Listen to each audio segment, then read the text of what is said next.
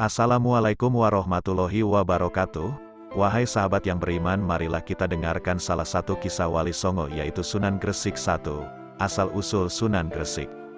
Sunan Gresik atau dikenal dengan Syekh Maulana Malik Ibrahim. Jauh sebelum Maulana Malik Ibrahim datang ke Pulau Jawa, sebenarnya sudah ada masyarakat Islam di daerah-daerah pantai utara, termasuk di Desa Leran. Hal itu bisa dibuktikan dengan adanya makam seorang wanita bernama Fatimah binti Maimun yang meninggal pada tahun 475 Hijriah atau pada tahun 1082 Masehi. Jadi sebelum zaman Wali Songo, Islam sudah ada di Pulau Jawa, yaitu daerah Jepara dan Leren, tetapi Islam pada masa itu masih belum berkembang secara besar-besaran.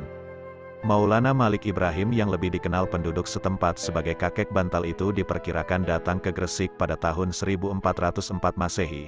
Beliau berdakwah di Gresik hingga akhir wafatnya, yaitu pada tahun 1419 Masehi. Pada masa itu kerajaan yang berkuasa di Jawa Timur adalah Majapahit. Raja dan rakyatnya kebanyakan masih beragama Hindu atau Buddha.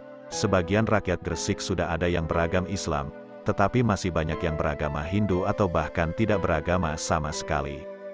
Dalam dakwah kakek bantal menggunakan cara yang bijaksana dan strategi yang tepat berdasarkan ajaran Al-Quran, yaitu, hendaklah engkau ajak ke jalan Tuhanmu dengan hikmah, kebijaksanaan, dan dengan petunjuk-petunjuk yang baik, serta ajaklah mereka berdialog, bertukar pikiran, dengan cara yang sebaik-baiknya. Quran Surat An-Nahl ayat 125. Ada yang menyebutkan bahwa beliau berasal dari Turki dan pernah mengembara di Gujarat sehingga beliau cukup berpengalaman menghadapi orang-orang Hindu di Pulau Jawa. Gujarat adalah wilayah negara Hindia yang kebanyakan penduduknya beragama Hindu.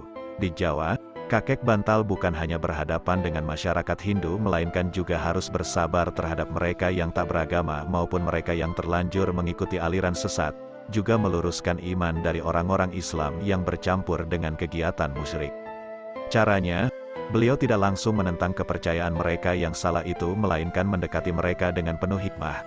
Beliau tunjukkan keindahan dan ketinggian akhlak Islami sebagaimana ajaran Nabi Muhammad. Dari huruf-huruf Arab yang terdapat pada batu nisannya dapat diketahui bahwa Syekh Maulana Malik Ibrahim adalah si kakek bantal, penolong fakir miskin, yang dihormati para pangeran dan para sultan ahli tata negara yang ulung.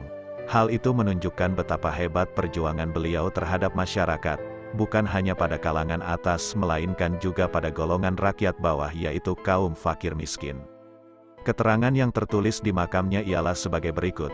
Inilah makam almarhum Al-Makfur, yang berharap rahmat Tuhan, kebanggaan para pangeran, para sultan dan para menteri, penolong para fakir dan miskin, yang berbahagia lagi syahid, cemerlangnya simbol negara dan agama, Malik Ibrahim yang terkenal dengan kakek bantal.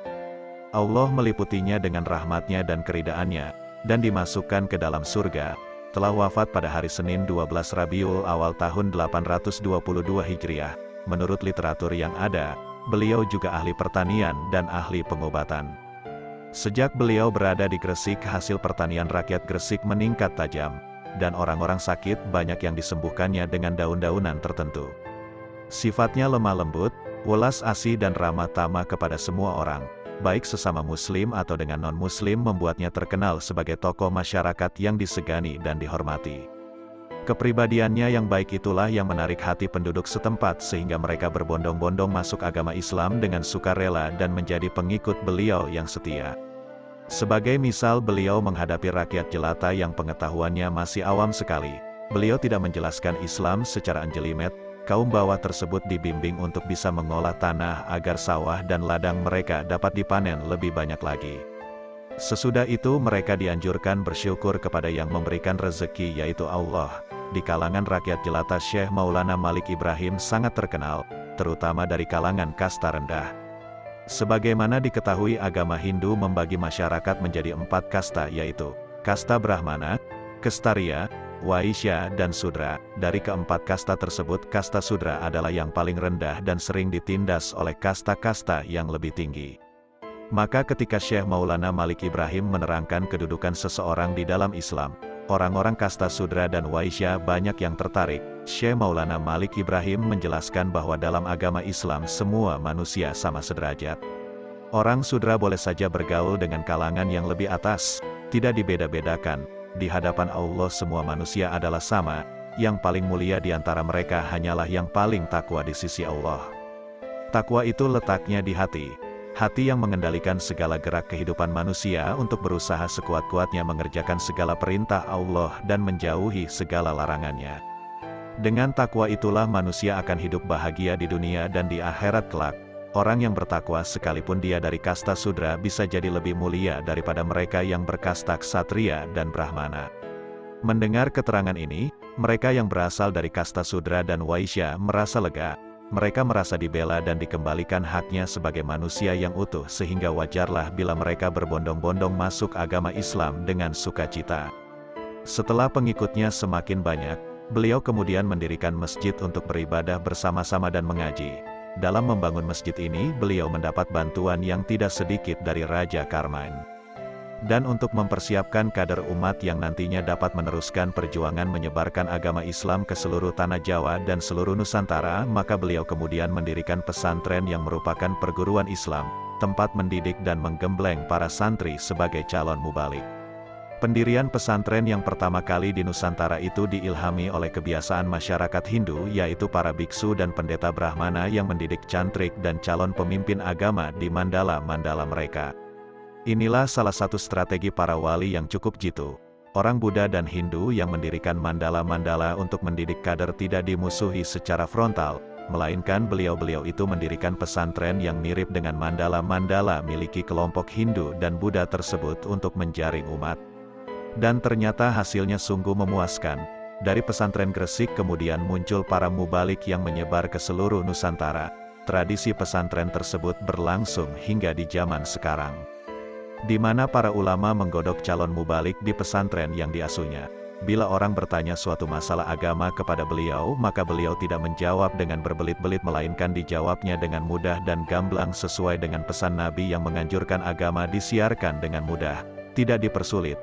Umat harus dibuat gembira, tidak ditakut-takuti.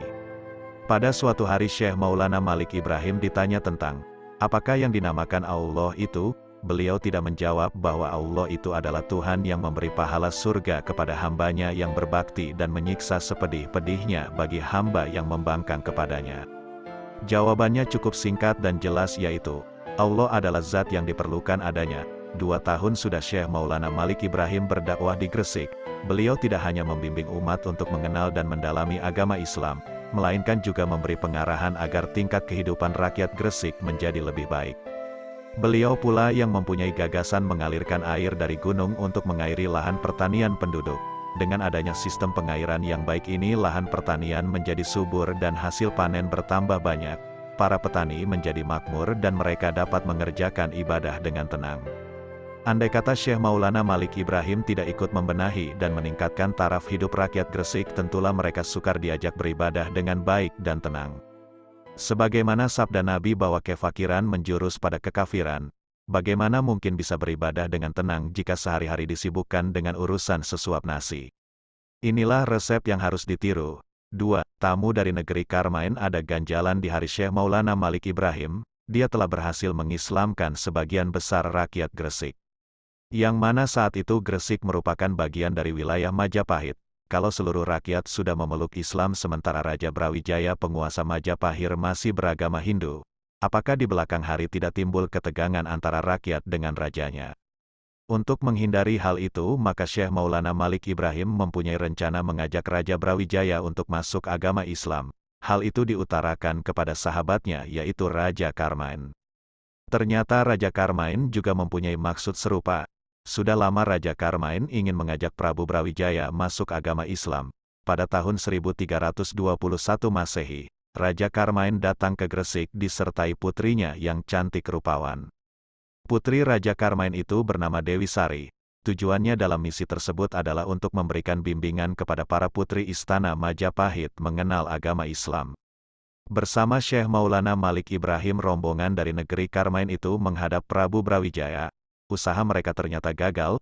Prabu Brawijaya bersikeras mempertahankan agama lama dengan ucapan diplomatis bahwa dia bersedia masuk Islam bila Dewi Sari bersedia dipersuntingnya sebagai istri. Dewi Sari menolak, tidak ada gunanya masuk Islam bila ditunggangi dengan kepentingan duniawi. Beragama seperti itu hanya akan merusak keagungan agama Islam.